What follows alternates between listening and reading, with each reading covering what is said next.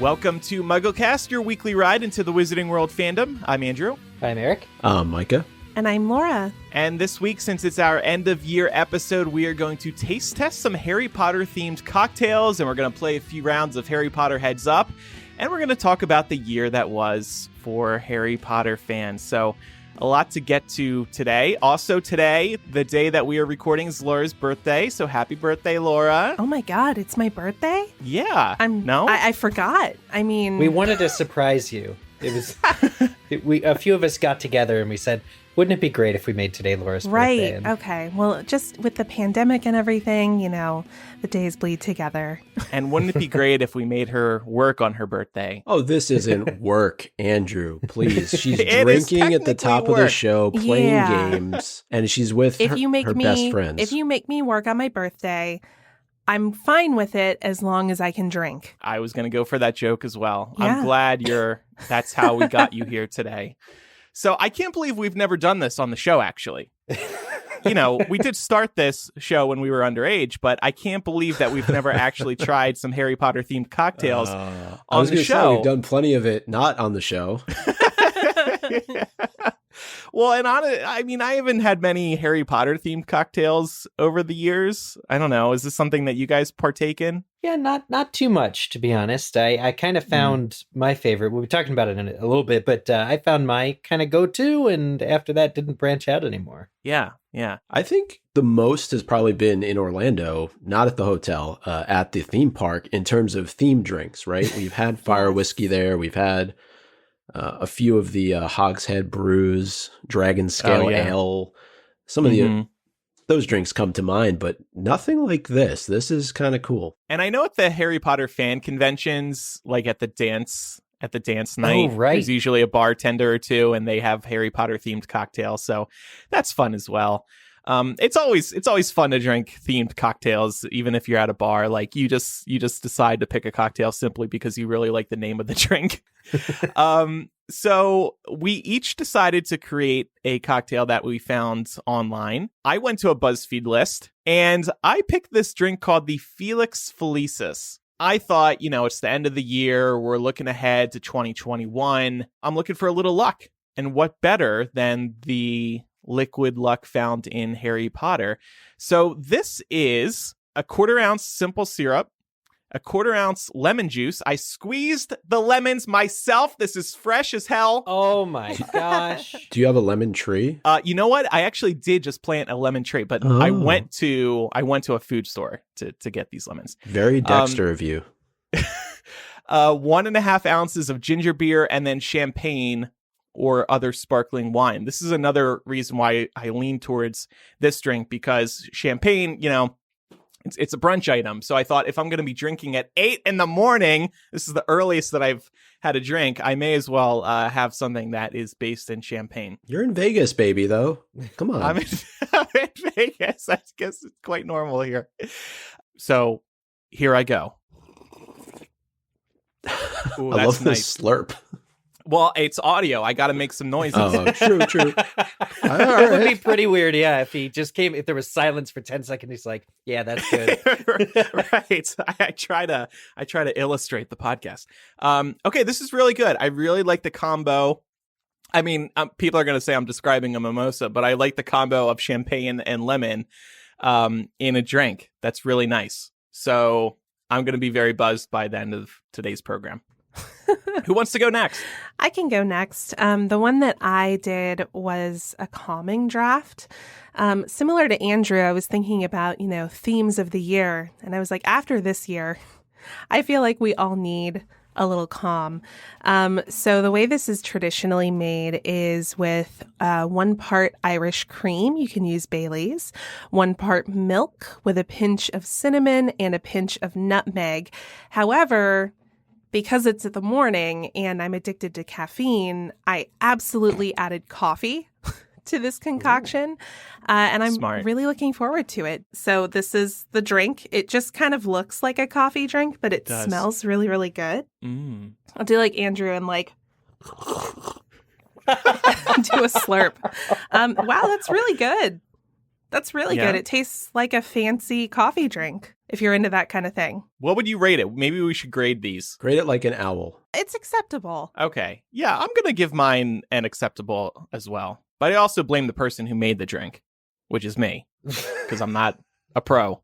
All right, Eric, Micah. Yeah. Okay, so I will be trying the Albus Dumbledore. Oh. This is from, I think, the same BuzzFeed article that we all used, but it basically is 1 part vodka with a splash of lemon juice. Now, unlike Andrew, I actually just got, like, you know, the lemon juice that comes in, like, the plastic lemon? Right. Yeah, that's what I was looking for last night, but I couldn't find it. So I was like, fine, I'll buy a real lemon. No, I had that in my fridge. It turns out that goes bad, so I actually had to get new stuff yesterday. Good thing I prepared. Yeah, it only has a shelf life of, like, I don't want to say the wrong thing, but it's like 2 years.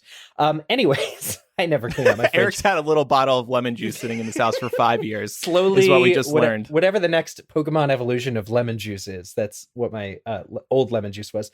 But yeah, and then it's sugar. But it's actually, get this, so it's powdered sugar, and you rim the glass. I've never done this before. I'm going to turn on my video. I rimmed the glass with powdered sugar on the top. That looks and nice. The way I did that, you put a little water around the glass edge, and then when the glass is empty, you dip it in the powdered sugar, and then it retains on the top. Yeah. So I also have whiskey stones in here just to keep it cool, because I didn't know exactly, how long it would be till we did this. But yeah, it's the Dumbledore. I like the lemon.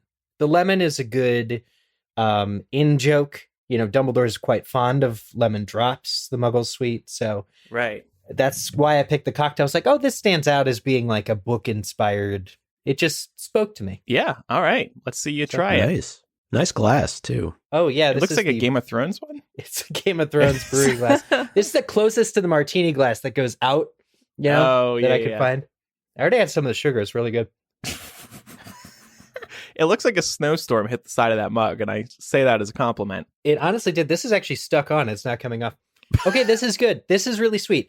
For how much vodka I put in here versus the lemon actually cuts through and stands out. I did also augment, I will say, with soda. So I do have some soda water in here as well. I would give this a definitely an acceptable. Vodka is not my go-to alcohol, so I would say, definitely acceptable. Okay, cool. I actually made up the name for this. So we were talking a little bit before the show about how we did a lot of this just based on what was sitting around the house. And I happen to have some Drambuie, which is a really nice, sweet liqueur. And so I Googled what I could use Drambuie with, and there was one that came up just called Nick. And so I thought, okay, I'm going to rename this Nearly Headless Nick. So it is whiskey, Drambuie, some orange juice. I went with the orange mango combo from Trader Joe's. Freshly squeezed lemon and some bitters. So good. It has a little bit of that old fashioned feel to it. Doesn't really look like an old fashioned. Can you guys see it? Okay. Yeah. Looks nice. I'm not sure what the tie to Nearly Headless Nick is. Maybe he drank this back in the day when he was riding with the Headless Hunt. Mm-hmm. I'm going to try it. Okay. You can hear the ice clinking. Yeah, we didn't need the slurp. We hear the ice cubes. It was good. The whiskey definitely is overpowering. That is for sure. That might have just been my own personal touch. Yeah, I was going to say, fault. did you pour too much? Maybe. It has a fair amount in there. It's 1.5 ounces. Mm-hmm. But I just kind of eyeballed it. A shot glass or two. And then what do you grade it? Similar to Eric, it's acceptable. Okay. I think we all graded acceptable. And again, we're not experts at crafting cocktails, so maybe that's our problem. I think that might be the problem. Eric, you have another drink recommendation that you really like? The cocktail I alluded at the beginning of the show, I mentioned there's a cocktail recipe I go to, and it's pretty much inescapable on all of these lists, is a version of Butterbeer. It pretty much writes itself because, in the books, it's the word beer and it stands out. And it's like, there's also whether or not it's alcoholic is kind of debatable. But yeah, anyway, Butterbeer, there's so many recipes online, some involving literal butter that you melt in a pot with literal beer. I've had that. It's not bad. Really? I know, but can you imagine? Like, the calorie count is insane. But yeah, that's It's Butterbeer, dude. Yeah, okay. Well, yeah. But my personal version of Butterbeer that I'll be sharing with the audience is not, and I won't be taste testing it, I don't have the stuff, but it doesn't have butter or beer. But it is very much in theme and it tastes very good. It's one shot of butterscotch schnapps, which is a version of schnapps that you can get. One shot of dark rum, any kind of dark rum, Captain Morgan I typically go for, and a 12-ounce can of cream soda. Okay. And you tip it off, and that's the perfect sort of proportion for what I like. And you can put ice in it, and then you tip it off, or you top it off with whipped cream. And it's very, very, very good. The reason I like it is it's like 3 ingredients. You can go to the grocery store on your way to a house party, as I have done countless times in my prime, and grabbed just 3 items for like, under $20 or $20 or $30. And then you go and it makes, just a bunch of cocktails. So you get to be the cool person because you show up and you're like, I brought butterbeer. And everybody's like, I love Harry Potter. Let me try it. Yeah. Exactly. So that is my preferred version of butterbeer. Some people do it with vodka, like Adam Bromberg, longtime friend of the show. I don't touch the stuff except for making the Dumbledore. But yeah, that's my butterbeer recipe. Okay. Yeah, I mean, when the theme parks came into existence, we were hoping, I think, they were going to do an alcoholic version of butterbeer at the park, and they decided not to because they wanted, in their words, they wanted the taste to be consistent. I'm sure a few people may or may not have made their own version at the park. Oh, can you imagine sneaking a flask in and I've done it? that. We did. Really? Some people. Yeah, I mean, What? I take You a little. guys are scandalous. Here's my hack: I take a little pocket thing of Fireball into the park, and I pour it in the butterbeer, and it's But perfect. you can get Fireball at the Hogshead. Can you? Yeah. Oh, That's I didn't like know one that. of the 3 whiskeys. Anyway, But it's that's probably less expensive to. Of yeah. course. Yeah. Okay, and we did get one recommendation from a listener, Jake the Snape. Now, I do not recommend this, and it sounds like he doesn't either. He calls this drink the Avada Kedavra. And of course, it's going to be heavy on the liquor. 6 parts vodka, 8 parts whiskey, 4 parts gin with a splash of Coke. Woof. I'm sorry, Jake the Snape. That's not right. That It's like a. sounds like Long something Island I would iced make tea. for Dragon Con. Mm.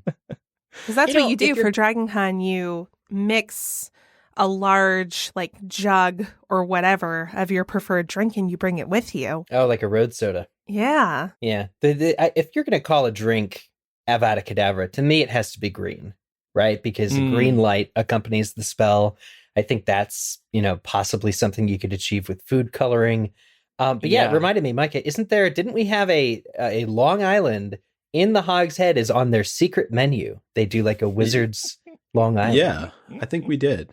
I mean, Yeah. you can make it green. Isn't absinthe green? I mean, if you have 6 Well, parts vodka, 8 also- parts whiskey, might as well, and 4 parts gin, might as well add some Midori. absinthe to You it. could add some Midori, Midori. that's what I was going to Midori. say. Yeah, Yeah. we had a Ooh. friend in the old Harry Potter days who was obsessed with Midori, and I would always drink Midori and Sprite with him, and that was a very green drink. Aw. So you could do that. All right, well, that was fun. Yeah, cheers, guys. Cheers. Cheers. Cheers to 15 years of MuggleCast and a new year, a better year, and Laura's birthday that she forgot about. Yep.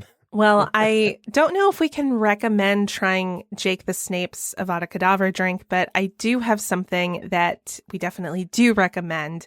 So we're going to take a quick break here to hear a word from one of my favorite sponsors, Third Love. Third Love uses millions of measurements to design bras with all-day comfort and support. And Third Love stands behind their products. If you don't love it, exchanges and returns are free for 60 days. Not sure about your bra size? Take Third Love's online Fit Finder quiz to find the size and styles that are right for you. This quiz is fun to take and will only take about a minute of your time. I was really impressed with how accurate the results were and have been wearing Third Love ever since. I'm in love with the 24/7 Perfect Coverage bra because it manages to be supportive and comfortable, but you really can't go wrong with any of their style offerings. Third Love knows there's a perfect bra for everyone, so right now they're offering our listeners 10% off your first order. Go to thirdlove.com/MuggleCast to find your perfect fitting bra and get 10% off your first purchase. That's thirdlove.com/MuggleCast for 10% off today. So to have more fun today, we are going to play the very popular mobile app game, Heads Up. If you've ever been to a theme park, you've seen somebody playing this in line with their friends. Everybody else, hopefully, you've heard of this game before. It's like a modern day version of the classic game show Password. And they do have Harry Potter and Fantastic Beasts decks. So that's the ones that we are using today. I've picked the Harry Potter deck. Here we go. Okay, this is a place you go. It's the Hogwarts wants us to fight back. It's the headquarters of the Dumbledore's army? Where Harry gets room show. of requirement? Yeah. Yes. Oh. That's in London. It's a pub. Lakey Cauldron. Yep. Oh, Avada Kedavra, Imperio, Crucio. Unforgivable Curses? Yep. Oh, this Gilderoy Lockhart unleashes these on unsuspecting second-year students. Cornish Pixies! Yes! Voldemort. Wizard Nazis. Death Eaters? Yep. Yeah. Yep. The opposite of that. Dark Wizard Catchers. Oars. Yep. Hurry! Madam Oh. Hooch Madam teaches Hooch, this. yeah. Quidditch. No. Broom flying lessons. Yep. Yeah. Yep, You you got got it. You got it. Add I Nice got job. it, but it didn't count it No, because I didn't. add one to the Oh, total that time. counts. All right. We're in the Wow. holiday season. So nice. Okay. See, so we can cheat. It's Laura's birthday. We get an extra point. All right. So I got 7. Thank you. Good clues. All right, I'll go. 2 wizards fighting. Wizard Duel. Yes. Yes. Well, dueling. Filch's Filch's cat. cat. Mrs. Norris. Yep. Harry's- Harry to Vernon. Petunia. Yep. When you stop a wizard from moving. When you freeze them. Petrificus Totalis? No, it's a Full body no. bind? It's a spell to make somebody stop Okay, moving. I'm going to pass. Yeah. Dragon. Hagrid. Sorcerer's Stone. Norbert? Yes. Yep. Neville has one Remember. as a pet. Oh, Toad. Solemnly swear I'm up to no good. Marauder's Map. Ooh. Ooh. Harry Chrome uses this during the this. second task in the lake. Oh, Listen to Laura. Or no. Gillyweed. No, No, I'm it was wrong. It Bubblehead. wasn't Harry. Okay. It was somebody else who used it. All right, I'm gonna Somebody used subtract Mrs. Norris and Petunia. Oh, Immobulus. What a weird one. Yeah. Bubblehead Charm. Okay, so I only got 5. I feel like we should Mm. give Eric the Bubblehead Charm one because I was wrong. Look at all this holiday kindness. That's part of the game, though. I mean, now Eric has to hold a grudge against you and give you bad clues. Yeah, and give you bad clues Yeah, deliberately. that's true. How many did you get? 5. Andrew, 7? I got Yeah. 7. You got 7. Well, you win no matter what. Yeah. Why? You got the because magic that's the number. most- Magical number. Okay, until one of you gets 8, and then one of you win. Yeah, Voldemort had 8 Horcruxes after all. I can try. Okay, Salazar Slytherin's secret place. Oh, damn! I probably just Chamber of Secrets. you got Yep. it. Just go. Snape. Book 6. Severus Snape is also known as Severus. Book 6. His nickname. Title Book 6. Oh, Half-Blood Prince. Yeah. Yes. You got a text from somebody named Phoebe. Or Phaeton. Phantom. Harry's first girlfriend. Cho. Yes. This Liquid makes Luck. you lucky. The drink I'm Felix drinking. Felicis. Yes. Yeah. Ooh, it's an accident when you're apparating. Oh, Splinching. Yeah. If you turn Turning into into an an animal. Animagus. Yes. Yep. Quick. How many points did you get? I got 1, 2, 3, 4, 5, 6. Okay. All right, Laura. Okay. The Death Curse. Avada Kedavra. Mm-hmm. 150 points in 150 Quidditch. Snitch. Yep. The lead Hero. character, Harry Potter. the man himself. Oh, The goblin that shows Harry Goblin. his vault. Grip Hook. Yeah. Mhm. Dobby, the Dobby. House Elf. Yep. Mhm. Laura's going to win this. spin-off movie. Questionable. Fantastic Beasts. Yes. Yep. Full title. Oh, Crimes It's got of it. okay. No, she got it. Draco's dad. Loves peacocks. Lucius. Yes. Yep. Nearly Headless Nick. Is a The Bloody Ghost. Baron. Yes. cocktail. Yes. Lupin is a Yep. Yep. Go quick. time's Did up. you get it? Time's up. I think Laura won. Make sure it counts werewolf. I got 9. 9. Ooh. I would expect no less from the birthday girl. Well, I got easier ones though. I feel like this cheated. Well, and Eric Well, I didn't mean- sabotage you like I was expecting. Well, it was because we gave such great clues. Yeah. Also, I got to go last, right? So everybody got warmed up, you know. Oh my God, everybody's so nice. Be mean to each other. Lauren, take some credit. Listen, it's the holidays. I'm feeling very warm right now, although it could be this themed cocktail that I've been having. Could be. If you want to play that with your friends, you can download the Heads Up app. You might have to pay extra for the Harry Potter and Fantastic Beasts decks, but I know they sometimes go on sale. Really fun game. And of course, phone games are fun, but what's fun for the kids in our life? That's also good for their brains. How about some great books? We know that many of our listeners have children, and if you're looking for some great books for the year ahead, I want you to check out Literati. Literati Kids is a subscription book club that sends 5 beautiful children's books to your door each month. Literati Kids has book clubs for children ages 0 to 12, and each club has age-appropriate selections tailored to what your child needs. Every month, you'll get a box of 5 expertly chosen kids' books with themes like mystery, adventure, STEM, and history. These are soul-enriching books, handpicked by leaders in child education. Gift subscriptions are available for 1, 3, 6, or 12 months of books. It's a great way to keep the holiday magic going through 2021, whether you're gifting a niece, a grandson, a friend's child, or your own. Unlike other kids' book clubs, Literati Kids lets you try before you buy, keep only the books your child loves, and return the rest for free. I am lucky to be an uncle, and I signed my 2 nephews up for Literati, and their mom reports that they are adoring these books. What's also been interesting is that Becca is an elementary school teacher, and this was the first time she's seen any of these books, so it also helps you discover excellent new books that you wouldn't have otherwise. Go to literati.com/MuggleCast for 25% off your first 2 orders, and pick your kids' book club gift today. Remember, no one else has kids' book clubs like these. Only at literati.com/MuggleCast can you get 25% off your first 2 orders and receive 5 incredible kids' books curated by experts delivered to your door every month. That's literati.com/MuggleCast. Make your little one's holiday season unforgettable this year. So let's look back at the year that was 2020. All right, that was good. Let's move on.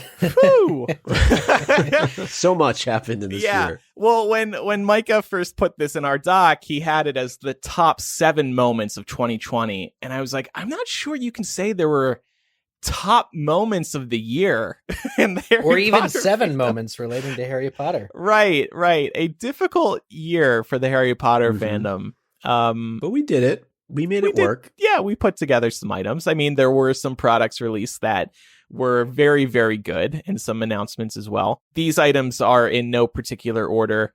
Quidditch Through the Ages Illustrated Edition was released, and now the Hogwarts Library set is all done in terms of the illustrated formats. It was back on 486 we reviewed the illustrated edition. And actually, this just reminded me that another book came out that we reviewed, the Mina Lima Sorcerer's Stone edition. And we also found out that they're going to do the entire series, it sounds like, which is... Oh, what? Yeah. Well, we mentioned that they had announced that Chamber of Secrets will be out next November. Yeah. I didn't realize they were going to do all 7. I mean, I guess it obviously makes sense, but... I guess they haven't said that, but if you're doing books 1 and 2, you got to do the rest, you know? No, book 5 will take him 8 years. It does seem to be a little bit of competition going on, though, between Mina Lima and the Jim Kay. If I was Jim Kay, I'd be pissed. I'd be like, Yeah. Yo, I created these illustrated editions already. Why are you coming up on my territory? Stay out. Yeah, it's definitely having that movie touch, though, right? The fact that Yes. Mina Lima has worked on the films. So it's a little bit different, but I agree. If I was Jim Kay, I'd say, you know what? At least wait till my full set is out before you come and start releasing your own illustrated edition. And really, I mean, Team Harry Potter should be saying that as well. Like, why do you need 2 illustrated edition series coming out at the same time? Anyway, there was a really nice event that occurred over, what was it? I guess early summer. Stars from the Harry Potter movies took turns reading a chapter from Sorcerer's Stone to entertain people during quarantine. That was a really nice thing that wizardingworld.com put together. I never watched them. I checked out Dan Radcliffe's reading because that was a genuine surprise to me. But Micah and maybe Eric, didn't you guys watch like all of these? I listened to at least 4 or 5 of them, I want to say. I thought you were going to say at least one a day. No, I did watch a few of them. I thought, I think we talked about Dan Fogler, the chapters that he read with Alison Sudol going back and forth, was probably one of the best. I mean, I haven't watched all of them, so I can't really comment across the board, but I think just he has amazing impersonations that he does, or character voices that he does. He could be a future voice actor for Harry Potter down the line if they wanted to do more reading of the books. Or maybe he can voice a character in Fantastic Beasts when Jacob dies in movie 3, and he can voice a beast or something. If movie 3 ever comes out. I gotta say, the Harry Potter at home quarantine readings were, I think they're a top news item for the year. I think they really were designed with a goal of altruism, or I think they were given and received in a positive light, which you cannot say with a lot of what happened this year. Yes. Yeah, I think, undisputably, they were very well received. A nice project for wizardingworld.com to put together. I'm sure, like, a big undertaking, too, to get that all organized. This is much, but like, for example, this is much better than Gal Gadot's Imagine song that got an equal number of stars involved, but was seen as tone deaf. Well, speaking of the movies, we should mention next that Fantastic Beasts replaced Johnny Depp. I mean, that was definitely the most shocking event of the year. Probably one of the most shocking Harry Potter news items of the past, 5 years. I agree. I just never imagined that they would actually do it halfway through the series, but there was this change in leadership at Warner Brothers, and there was less tolerance for, let's say, these types of news stories surrounding any certain actor. So they were like, you know what, let's just get rid of him. As well as an uncertainty around how many court cases there would be in the future to resolve this issue. Yeah, it just wasn't going away. Yeah. And at the same time, they announced that Fantastic Beasts was going to be moved to 2022. By the way, I don't think they've actually officially, if you go to wizardingworld.com, you won't find a news item about Johnny Depp being replaced by Mads Mikkelsen. Oh, of course not. It's kind of surprising. Wait, I do have to back up. They did announce Mads, but there's no mention of Johnny Depp in this article. No. Well, yeah, okay. I mean, the author doubled down on that casting way back in the day, so of course they're not going to acknowledge that particular part of this recasting. Yeah. Well, not just her, but also David Yates was pretty adamant in his support of Johnny Depp, or at least in terms of the casting. So that, to me, I'm just really concerned. I know we've talked a lot about this year, about the future of Fantastic Beasts as a series, with the fact that the third film has been moved now to 2022. There's a huge gap in between the second and third films, and I think they're going to have to do a pretty good job of marketing this film and building up hype if they want people to stay interested. Here is some exciting news. Harry Potter Hogwarts Legacy was announced. This is that open world RPG video game that's coming to PS4, PS5, the Xboxes, etc. Not Nintendo Switch, unfortunately. Damn it. This game looks phenomenal. The trailer looks amazing. I think it's supposed to come out next year. Video games do tend to get delayed, so I'm not getting my hopes up that it's actually coming out in 2021, but it had been rumored for years. It was finally officially announced this year, and it just looks wonderful. Agree. I completely agree. This is wonderful. I just saw there's an article on this written by the game's creator. I got to find his name, but there's a couple of cool articles out there on what this will be. But Hogwarts in the 1800s, that's really just an exciting time that seems ripe for exploration. Oh, I loved the 1800s for the Wizarding World. It was really remarkable. A simpler lack of time. Modern healthcare, civil rights. You gotta love it.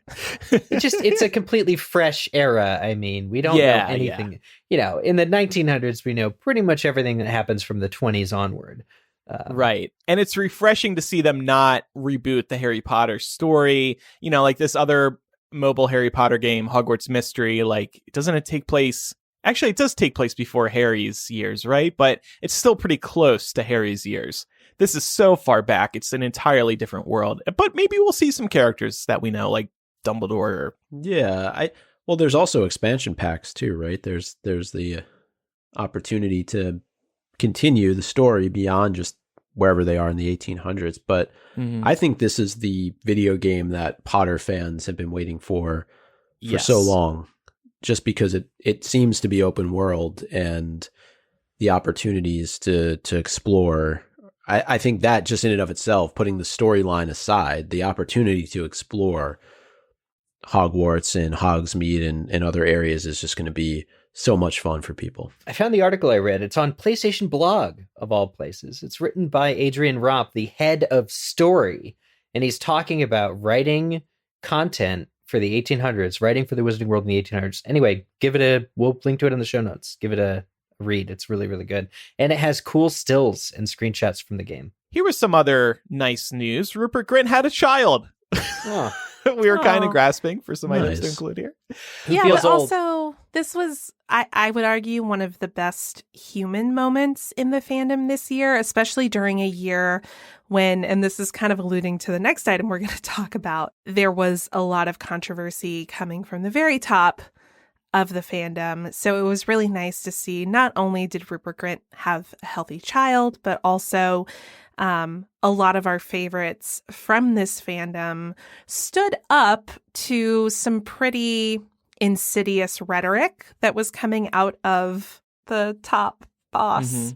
Yeah, I mean, I love this. Instead of a sugar daddy, we have a ginger daddy. Oh my God.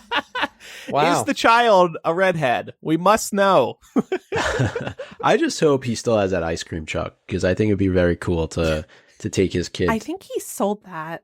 Oh, did he? no. Why I would he think he sell said- that? I think he said it was creepy for an adult It is creepy. man to be driving an ice cream truck around like that. Well, anyway, he named his daughter Wednesday. Oh, these celebrities and their Hey, unique that's at least, baby like, names. I hope it's an Addams Family reference. Wednesday Grint. Wednesday G. Grint. And yeah, so Ginny? Rupert and his girlfriend Georgia. Could also be Georgia? Georgia. Wait, Yeah, was maybe. Wednesday born on a Wednesday? I gotta know. He posted it on. Oh, yeah. Didn't he join Instagram too this year? That was a huge moment for Laura. What a power move to be like, whenever the baby is born, we're going to name her after that day. I see his profile pic on his newly launched Instagram is Maggie Smith kissing him on the cheek. That's cute. Oh. Must be a Harry Potter premiere.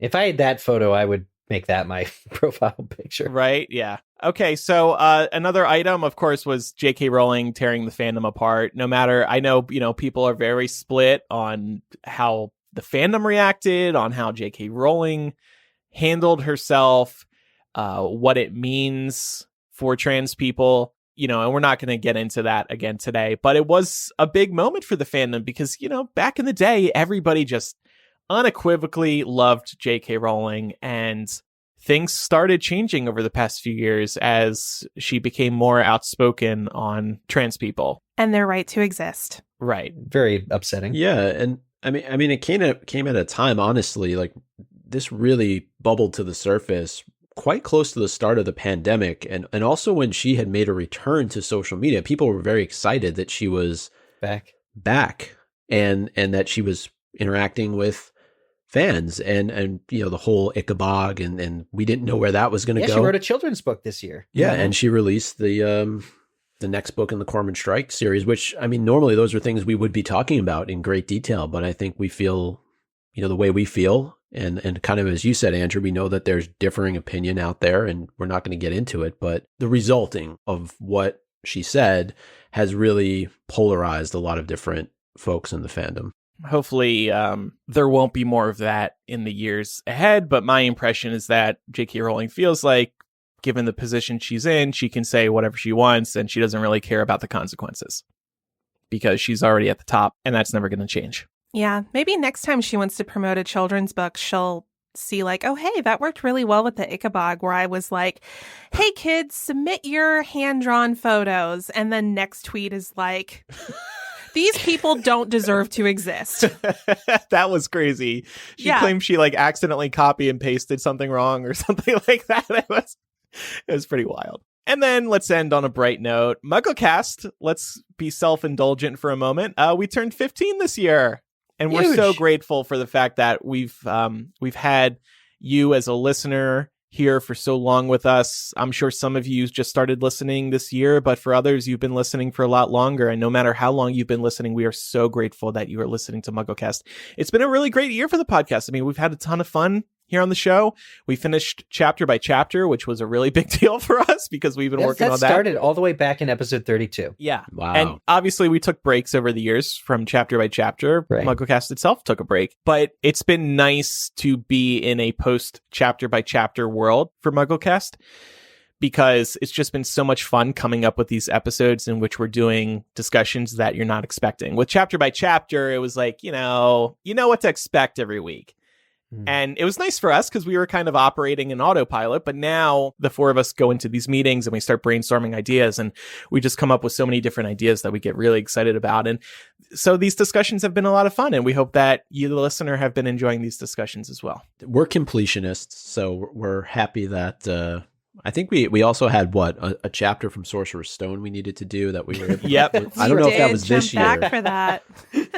But it was important for us to do that. And I would just echo what you said, Andrew. I think with everything that's gone on this year, having the podcast, being able to get together every single week, the listeners, it's just been really great. I think we're really fortunate that we have that opportunity just to get together every week and talk about something that we enjoy talking about. It's important also. I mean, very few podcasts turn 15 years old. Very few podcasts reach this milestone or have so far reached this milestone. We're one of the only ones out there. I'm grateful to have had MuggleCast not only this year during quarantine, like Micah was saying, but also all years for half my life now. Yeah. I also just appreciated the number of opportunities we had to connect with listeners. We did a lot of Quizzitch lives over the course of this year in an effort to try and give people something to do. They're all on YouTube. Yeah, since we're all trapped inside. And, one, it gave y'all something to do, but it also gave us something to do. And it gave us a really good chance to get to connect with all of you. And that's always the best part for me. Yeah. We've done more this year than I think we have most years, if not any year in MuggleCast history. I think we took off 1 week less or maybe 2 weeks less than we normally do. And that's because we had nothing else to do outside of podcasting. So that's been one good part of the pandemic. But yeah, so thank you to everybody for listening as always. We're so grateful. And we did have some plans for around this time to celebrate our 15th year. London. Yeah, we were thinking of all going to London together and doing a bunch of different Harry Potter things together. And then we were going to record a bunch of podcasts in person together. Like I wanted to get some really good audio equipment so we could get these really high quality recordings done. We'd go to the studio tour and then we'd review it. We'd go to Cursed Child and then review it. Mina Lima review it. Like there were so many cool opportunities over in London that we could have done and just didn't happen this year. But maybe next year, we'll see. But that's our 16th anniversary, and that's so random. Well, you'd always do it for episode 500 if we just don't release episodes after this until we can get back to until London opens its borders. But I hear there's a new strain of COVID, so we can just wait until the 20th anniversary. 5 more years. By then, maybe Fantastic Beasts 3 will be out. Yep. In bonus MuggleCast today, available on our Patreon, patreon.com/MuggleCast, we'll look ahead to 2021. Is there anything to look forward to in the new year? We're going to try to find out. And we'll also discuss what we would like to see out of the Harry Potter fandom in the year ahead. We do have one more sponsor this week, BetterHelp. This year has obviously been a tough time for most, and I know the holidays can be even more difficult for a variety of reasons. That's why if you've been considering therapy, we'd like you to check out BetterHelp. They will assess your needs and match you with your own licensed professional therapist who can work with you digitally. What's great about BetterHelp is that it makes it so easy to jump into therapy. You can speak with a therapist right from wherever you're listening to MuggleCast, and the service is available for clients worldwide. You can log into your account anytime and send a message to your counselor. You'll get timely and thoughtful responses, plus you can schedule weekly video or phone sessions, so you won't ever have to take some time to get to a therapist's office. It's more affordable than traditional offline counseling, and financial aid is available. BetterHelp wants you to start living a happier life today, so make the holidays and next year a little easier by signing up. we have a special offer for MuggleCast listeners. Get 10% off your first month at betterhelp.com/MuggleCast. That's BetterHelp, spelled BetterHelp.com/MuggleCast for 10% off. Make sure you use that link so they know we sent you. And thank you for supporting the show by supporting our sponsors this year. It's time now for Muggle Mail. Area code 610, just like mine. Oh. Somebody in Pennsylvania. Is it Robert Skull? There is a Robert Skull, but I don't know him. I'm connected on Facebook. Hey, Eric. Remember me? I'm in a group called Skulls of the World, and it's everybody with the last name Skull. Are you really? Yeah. Well, there's another Eric Skull, which is super funny because he looks nothing like me, acts like nothing like me, but I see him on Instagram. How do you all know? the time. I follow him on Instagram. Oh, yeah. Okay. All right. Well, here's Robert, probably not Skull. Hi, MuggleCast. This is Robert. I had a thought on your recent discussion about the magical devices and gadgets in the wizarding world and why more of them are not improvements upon Muggle objects. I'm wondering if the complexity of the object makes it more difficult to enchant. The best example I can come up with is Mr. Weasley's car, which, as cool as it is that it flies and can do all of the things Mr. Weasley made it do, it also kind of gains a sentience. It kicks Ron and Harry out of the car, picks them up and then kicks them out again, but really just takes on a mind of its own. So I wonder if more wizards in the past have not tried to enchant these objects to make their lives easier and just found that quills and parchment and clocks and more basic objects are just easier to enchant. Thank you so much for taking my call. Apologies if you hear any rustling in the background. That is just my cat Albus chasing my other cat Bellatrix. Thanks for all you do. Bye. That was a sly way of name dropping his cats, I believe. Yep. Great names. Yeah, and good voicemail. Thank you for the feedback. That was a really fun discussion that we had last week. Speaking of our gadgets and gizmos discussion, we have this email from Jeffrey. I always thought that the Marauders map seemed like a really dodgy thing to have around. It came in handy several times, sure, but surveillance is a complicated thing because it can lead to a huge invasion of privacy. It doesn't show what people are doing, but the thought of someone being able to know where I am at all times without my consent makes me feel icky. For those reasons, I say not cool. However, if it did exist, I'm going to say about $1,500 for it. This creepy item invades our privacy, but you know what? I would pay $1,500 for it. Well, the good news is someone's always tracking you with your smartphone. That's I was going to say, Jeff, go into if you have an iPhone, settings, general privacy, turn off location services, turn off Find My iPhone. On Snapchat, there's a map where your friends can see where you are. I have that ish turned off. I hate that thing. The Snapchat map. I mean, it'd be cool if it was like the Marauders map font. It is really creepy. I think I mentioned this a few weeks ago when we were talking about the Marauders map at some point. It's so weird that somebody can track you in school, and this should be banned because that's not right. Yeah. Those people are underage, too. Mm-hmm. Anyway, we have an email now from Megan. She says, "Hey, MuggleCast, I'm a new listener, but I wanted to put some thoughts I had while listening to your cast for the Harry Potter TV show in the Wizarding Gadgets episode. For the casting list, I thought Millie Bobby Brown would make the perfect Hermione.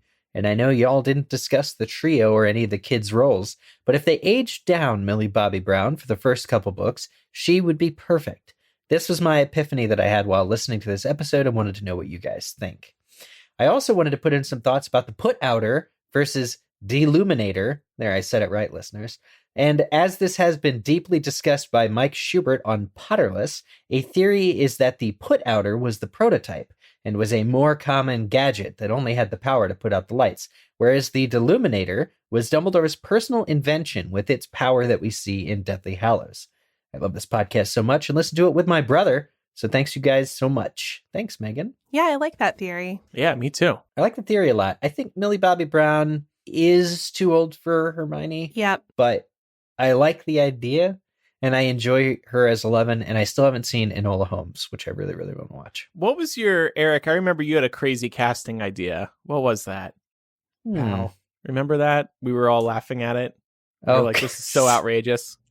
Oh, Rebel Wilson. I don't think I For said what? for That was Hermione. me. No, that No. was me. No, but Eric had another one. We were like, oh my gosh.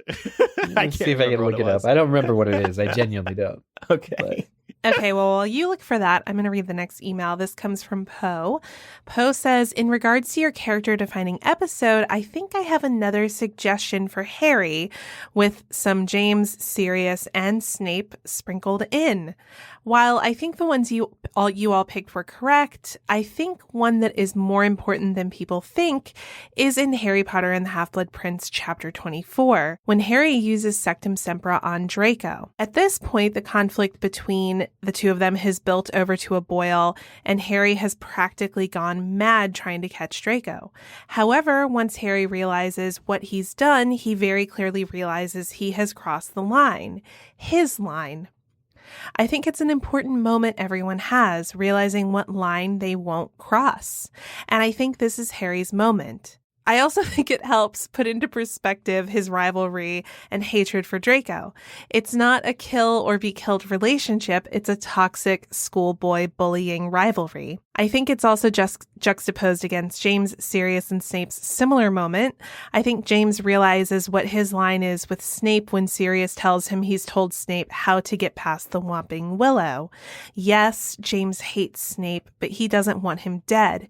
His hatred is a schoolboy's hatred. I think this moment also shows that Sirius and Snape's idea of crossing the line is very different. Snape is willing to risk his life and limb to, for lack of a better word, out Remus, for no other reason than he hates him, while Sirius is willing to risk Snape's life as a prank. Now, I think it's worth pointing out that Sirius and Snape both had very dark and screwed up backgrounds. Sirius does have the extra privilege of coming from money, but I believe both of their parents were abusive, and therefore both of their understandings of what crossing the line is are much further back than Harry and James's. So while it's not the most character-defining moment for Harry, I think it's an important one when it comes to his own morals. Interesting. Yeah. Thank you, Like that, Poe. Poe. Yeah. Always a lot of good emails that have come in on defining chapters. I feel like we'll continue to get those for a while. But somebody who actually, Laura, you'll appreciate this, connects the threads between two of our episodes. This is from John, who says, Ooh. I've been catching up on episodes, so I may be a little late. Don't worry, John, you're not. But I had a comment to bring up that connects two of your recent episodes. On your Halloween episode, you missed what I think is likely the scariest, creepiest, saddest moment in the entire series. In Order of the Phoenix, Chapter 9, when Molly is cleaning out Black House and she goes to get rid of the boggart, it torments her psychologically by taking the form of her dead husband and children. It is the moment from the books that haunted me more than any other. It is also, I think, the defining chapter for Molly.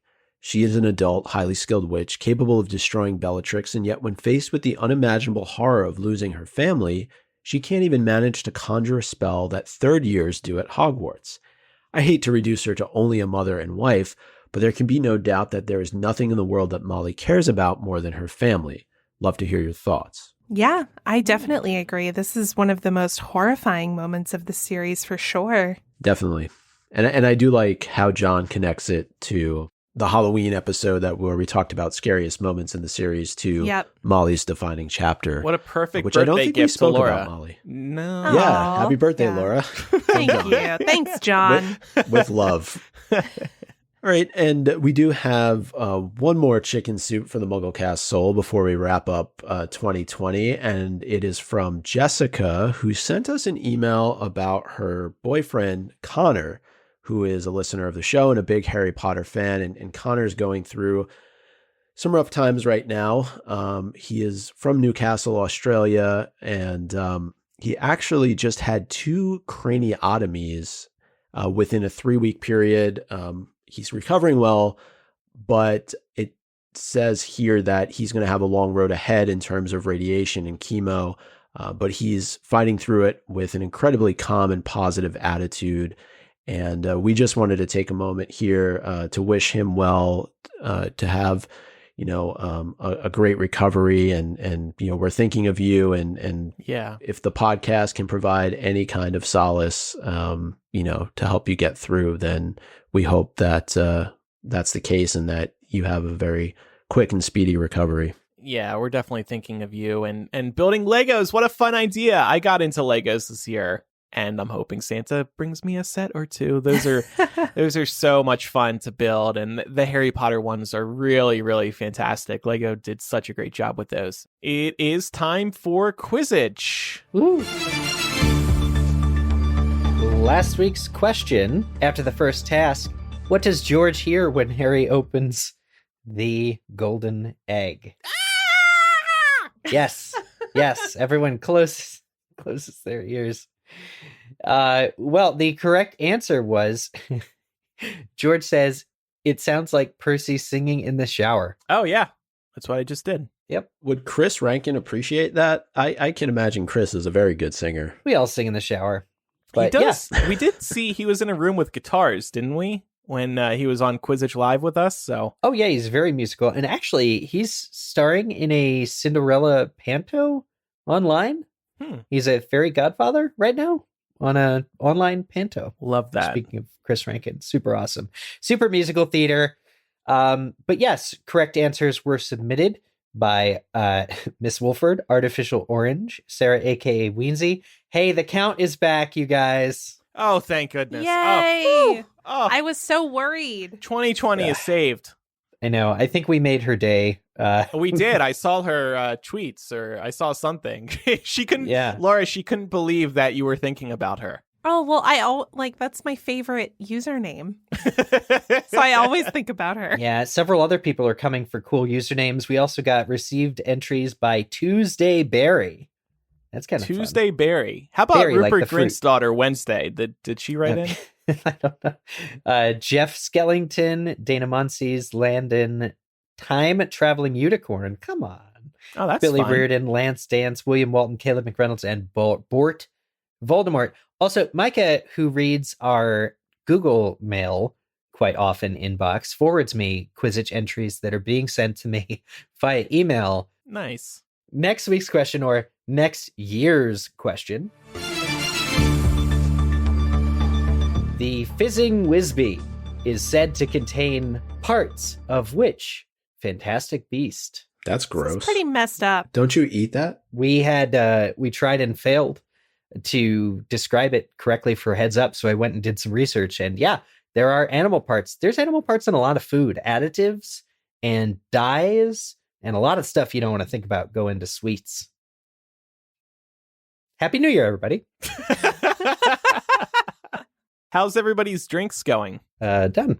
Oh, mine's been gone. Oh, yeah. Really? Well, yeah. I still have like a quarter left. I'm gonna. It sounds like all of our drinks were exceeds. Down it. Not acceptable. Yeah. Andrew's a lightweight.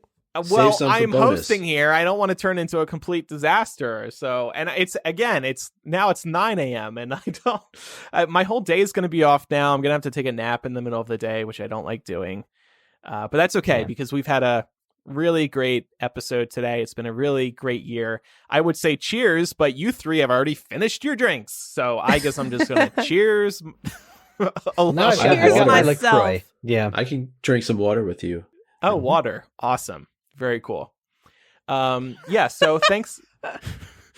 Thanks again, everybody, for listening. Like I said earlier, coming up in bonus MuggleCast today, available on our Patreon, we will be looking ahead to 2021. That'll be available at patreon.com/MuggleCast. If you have any feedback about today's episode, you can email mugglecast@gmail.com or send a voice memo to that email address. You can also call 1-920-3-MUGGLE. That's 1-920-368-4453. We would also really appreciate a review on Apple Podcasts or wherever you listen to MuggleCast if they have a review system. We'd love getting new reviews in there, so thank you very much. Also, follow us on social media. We are MuggleCast on Twitter, Facebook, and Instagram. I think that's everything. And again, we will be off for 2 weeks, so happy holidays, happy New Year. Cheers to 2021. I almost said 2020, but no, we're not doing that. Cheers to 2021. And hopefully everybody has a really nice holiday season and is feeling good going into the new year. You may be able to add this in earlier, but it was Jennifer Lawrence as Molly Weasley. was That's it. That's the Thank one. you for the closure on that. Yeah, that was wild, Eric. That was wild. back on 483, and I stand by it. Thanks, everybody, for listening. I'm Andrew. I'm Eric. Micah? And I'm Laura. Bye. Bye. See you next year.